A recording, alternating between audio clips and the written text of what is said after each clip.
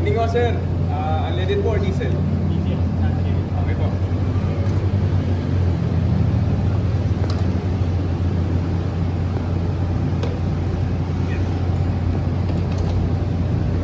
Sir? Sir, pasensya na po pero pakiusap lang. Bawal po tayong mag-cellphone habang nagkakarga po ng gasolina. Opo sir, naiintindihan ko po pero para dalhin po sa kaligtasan ninyo at ang lahat, may bawal po talaga yung cellphone dito sa may pump area kasi po may possibility na mag-spark or magkaroon po ng aksidente.